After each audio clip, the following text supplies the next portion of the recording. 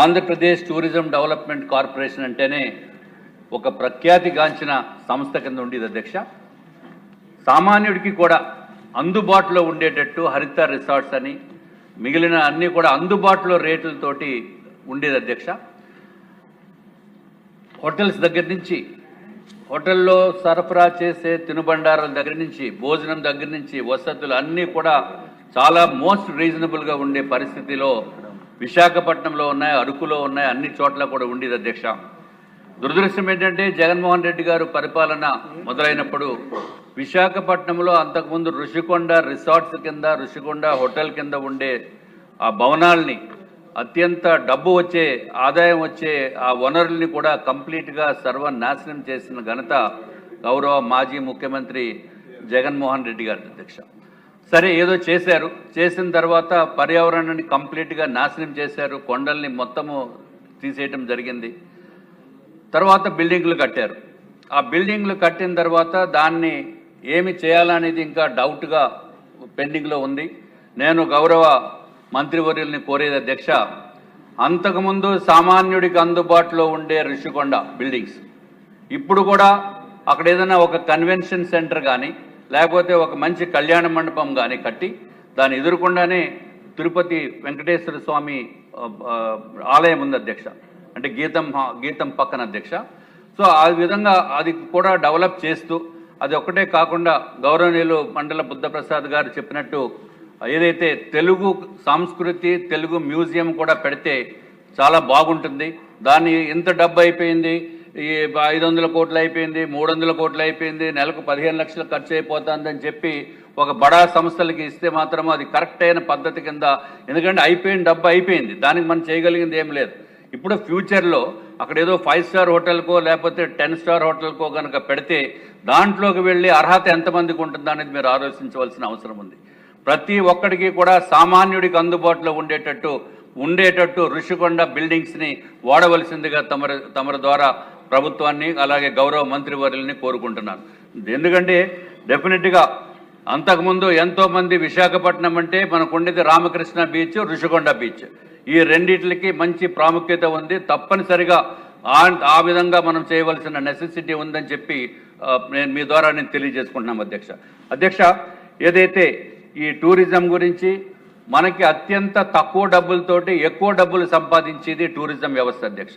కానీ ఎందుకో మరి నాకైతే అర్థం కాదు, చాలా తక్కువ డబ్బు కేటాయించారు అధ్యక్ష, కేవలం 294 కోట్లు. అసలు ఏ మంత్రిత్వ శాఖకి కూడా ఇంత తక్కువ డబ్బు కేటాయించినట్టుగా నాకైతే ఎప్పుడు నేను చూడలేదు అధ్యక్ష. Probably this must be the lowest and I request the రాష్ట్ర ప్రభుత్వాన్ని, ఫైనాన్స్ మంత్రి గారిని కూడా దీని బడ్జెట్ ఇంకా పెంచవలసిన నెసెసిటీ ఉందని చెప్పి తమరి ద్వారా తెలియజేసుకుంటే అధ్యక్ష. టూరిజంలో చాలా ఇంప్రూవ్మెంట్స్ చేయడానికి MOU సెంటర్ చేశారు అధ్యక్ష. గౌరవ మంత్రివర్యుల ద్వారా 117 ప్రాజెక్ట్స్కి సుమారు MOUs 20,088 కోట్ల రూపాయలు MOUs ఎంటర్ అయినాయి అధ్యక్ష. చాలా మంచి శుభదాయకం అధ్యక్ష ఇది. దాంట్లో రకరకాల ప్రాజెక్ట్స్, ముఖ్యంగా ఏదైతే హౌసింగ్ కాదు అధ్యక్ష, అంటే హోటల్స్ ఇంప్రూవ్మెంట్ చేయడం గురించి పూర్తి ప్రయత్నం చేస్తున్నారు. తమరి దృష్టికి తీసుకురావాల్సింది ఏంటంటే పొరుగింటి పుల్లకూర ఏదో రుచి అని అంటాం అధ్యక్ష. ఎవడో బయట హోటల్స్ పెడతామని చెప్పి వాళ్ళకి ల్యాండ్లు ఇచ్చి వాళ్ళు పెట్టారో మానేరో అనేది వెరిఫై చేయవలసిన నెసిటీ ఉంది. విశాఖపట్నం అంటే ల్యాండ్స్ని దోపిడీ చేద్దామని చెప్పి బ్రహ్మాండంగా చాలామంది తయారైపోతున్నారు అధ్యక్ష.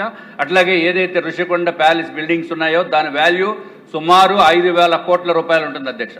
5,000 కోట్ల రూపాయలు ఎవరికో మామూలుగా ఇచ్చేయటం, ప్రైవేటు వ్యక్తులకు ఇవ్వటం అనేది సరైన పద్ధతి కాదని చెప్పి తమరి ద్వారా నేను తెలియజేసుకుంటున్నాం అధ్యక్ష. అట్లాగే అధ్యక్ష ఏదైతే హోటల్స్ ఏదైతే ఇస్తున్నారో ఇది ఒక్కటే కాకుండా కొన్ని టూరిజం డెవలప్ చేయడానికి జరిగిన విషయాలు కూడా నేను తమరి ద్వారా ప్రభుత్వానికి తెలియజేసుకుంటున్నాం అధ్యక్ష. గౌరవ ముఖ్యమంత్రి వర్యులు నారా చంద్రబాబు నాయుడు గారు అంతకుముందే 2016లోనే ఊహించి అద్భుతంగా విశాఖపట్నాన్ని కూడా డెవలప్ చేయాలనే ఉద్దేశంతో వైజాగ్ ఫిల్మ్ నగర్ కల్చరల్ సెంటర్కి అధ్యక్ష 15 ఎకరాలు కేటాయించారు అధ్యక్ష.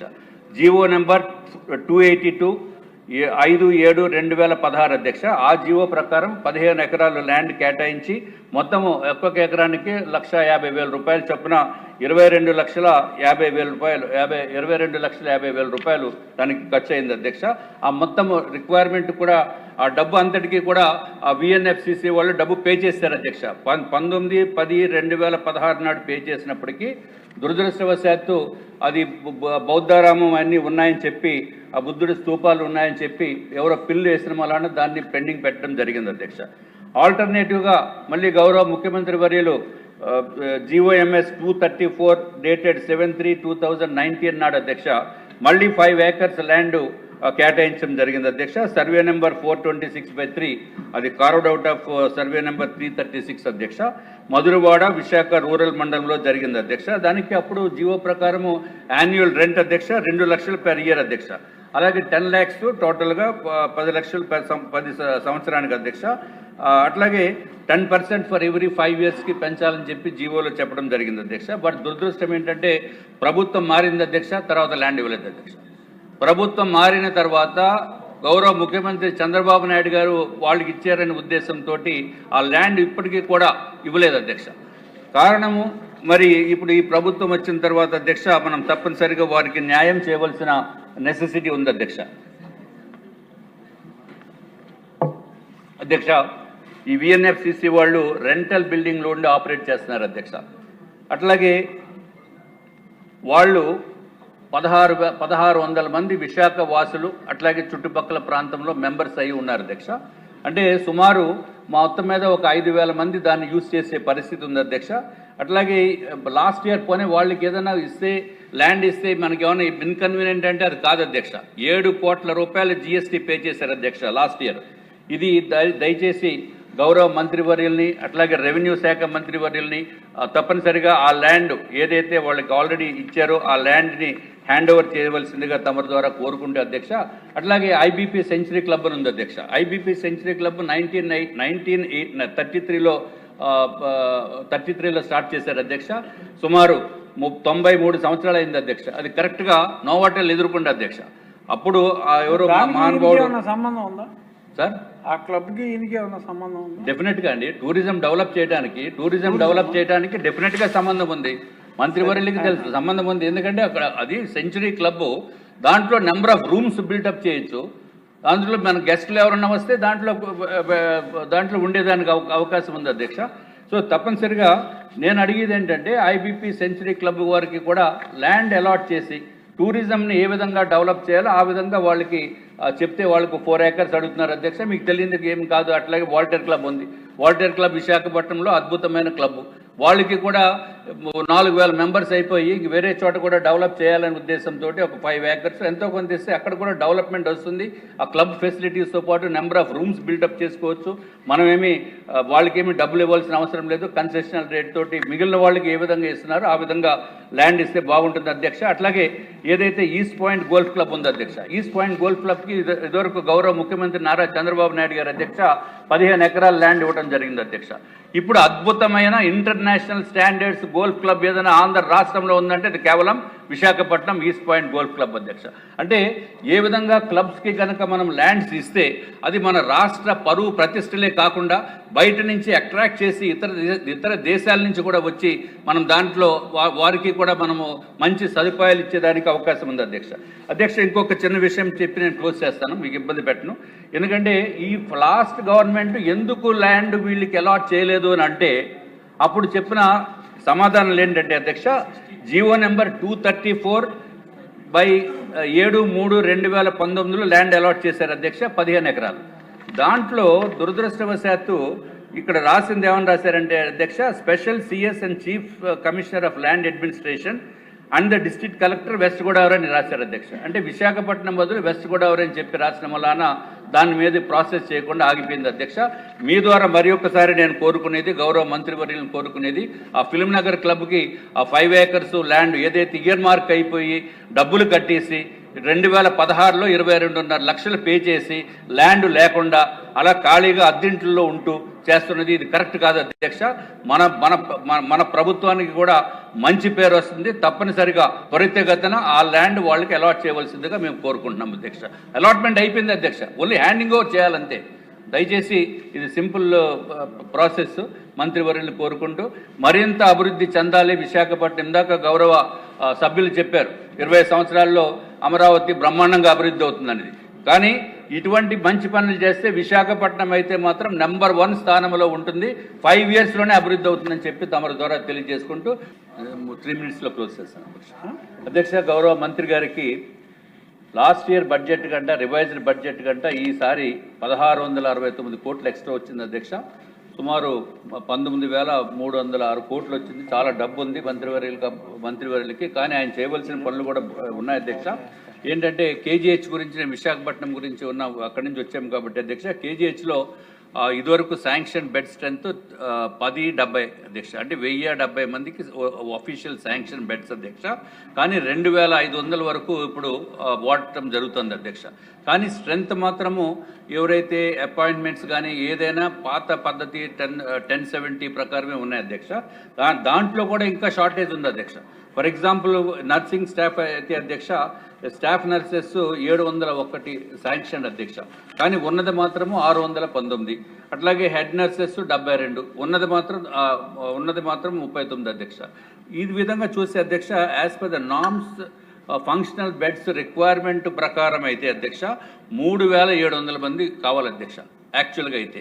కానీ ఉన్నది కూడా చాలా తక్కువ ఉంది. కాబట్టి ఎంతో కొంత ఇంప్రూవ్ చేయవలసిందిగా గౌరవ మంత్రివర్యులు నేను కోరుకుంటున్నాము అధ్యక్ష. అట్లాగే ఏదైతే ఏపీఐఏసీ ద్వారా అధ్యక్ష విశాఖపట్నంలో హెల్త్ సిటీలో హాస్పిటల్స్ కేటాయించడం జరిగింది అధ్యక్ష. కన్సెషనల్ రేటు తోటి హాస్పిటల్స్కి ల్యాండ్స్ కేటాయించి దాంట్లో ఉన్న కండిషన్స్ పేద ప్రజలకి 10% ఫ్రీగా చేయాలి, 15% బెడ్స్ కూడా ఫ్రీగా ఇవ్వాలి అని చెప్పి కండిషన్స్ ఉన్నప్పటికీ కూడా ఎంత దారుణమైన పరిస్థితి అంటే అధ్యక్ష, వాళ్ళు ఇవేమీ ఫుల్ఫిల్ చేయటం లేదు. కనీసం ఎన్టీఆర్ వైద్య సేవది కూడా వాళ్ళు పథకంలో వాళ్ళు చేరట్లేదు అధ్యక్ష. అంటే ఎంత కేర్లెస్నెస్ ఉందా అనేది తమ ద్వారా గౌరవ మంత్రివర్యులకి నేను తెలియజేసుకున్నాం అధ్యక్ష. ఎవడైతే కన్సెషనల్ రేటు తోటి ప్రభుత్వ భూములు తీసుకున్నప్పుడు కంపల్సరీగా ఎన్టీఆర్ వైద్య సేవ పథకంలో వారు చేరవలసిన అవసరం ఉంది. అట్లాగే ఊరికి 2 ఎగ్జాంపుల్స్ చెప్తాను అధ్యక్ష. అపోలో హాస్పిటల్స్ కూడా చేరలేదు అధ్యక్ష. అట్లాగే కేర్ హాస్పిటల్ కూడా చేరలేదు అధ్యక్ష. వీళ్ళు ఏం చేస్తున్నారంటే 2 ఉంటాయి. ఒకటేమో విశాఖపట్నం సిటీలో ఒకటి ఉంటుంది అధ్యక్ష, హెల్త్ సిటీలో ఒకటి ఉంటుంది. ఇక్కడేమో మామూలుగా ఎన్టీఆర్ ఆరోగ్యశ్రీలో ఆరోగ్య వైద్య సేవలో పథకంలో వీళ్ళు ఉండరు అధ్యక్ష. అక్కడ హాస్పిటల్లో ఉంటారు. ఇక్కడికి వెళ్ళి ట్రీట్మెంట్ అంటే మీరు అక్కడికి వెళ్ళమంటారు. సో ఇది కరెక్ట్ అయిన పద్ధతి కాదు. దీన్ని రెక్టిఫై చేయవలసిన నెసెసిటీ ఉందని చెప్పి తమ ద్వారా తెలియజేసుకుంటున్నాం అధ్యక్ష. అట్లాగే ప్రైవేట్ హాస్పిటల్స్లో ఎవరికైతే వైద్యం చేయించుకున్న తర్వాత విపరీతమైన బాధలు బాధేస్తున్నారు అధ్యక్ష. బిల్లుల రూపంలో దారుణమైన బాధలు బాధేస్తామంటే ఎవరికి చెప్పుకోవాలో తెలియనటువంటి పరిస్థితి. తప్పనిసరిగా దానికి ఒక మ్యాండేటరీ మెకానిజం ఉండాలి, అప్పీల్ సిస్టమ్ ఉండాలి. ఇక్కడ మన ప్రతిదానికి ఏదైనా డిస్ప్యూట్ ఉంటే మన లోవర్ కోర్టులో ఏదైనా మనం కోర్టుకి వెళ్ళడానికి ఉంటుంది, ఈ కోర్టు కాకపోతే నెక్స్ట్ కోర్టుకి వెళ్ళడానికి ఉంటుంది.